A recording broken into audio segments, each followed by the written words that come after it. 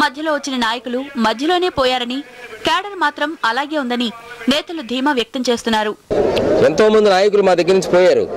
ఒక్కొక్కరు పోలేదు. రాజేంద్ర భాస్కర్ దగ్గర నుంచి, శ్రీనివాసరెడ్డి గారి దగ్గర నుంచి, ఉపేంద్ర గారి దగ్గర నుంచి చిన్న చిన్న వాళ్ళు పోలేదు. వసంత నాగేశ్వరరావు గారు మొదలైనటువంటి వాళ్ళందరూ పోయారు.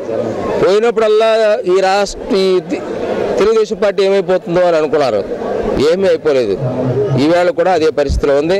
తెలుగుదేశం పార్టీ రాజ్యం వెళ్తుంది. తెలుగుదేశం పార్టీ రేపు రాబోయేటువంటి ప్రభుత్వాన్ని ఏర్పాటు చేస్తుంది.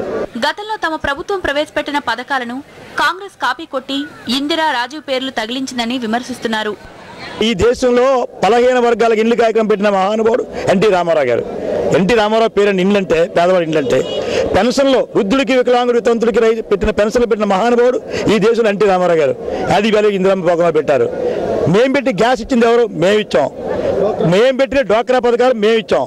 ఏ పథకమైనా రాజశేఖర రెడ్డి మా కాపీలు పథకాల పేరు, మా పథకాల కాపీలు కొట్టి ఇందిరమ్మ పేరు పెట్టుకుని రాజీవ్ గాంధీ ఇందిరమ్మ పేరు పెట్టుకుంటున్నాడు.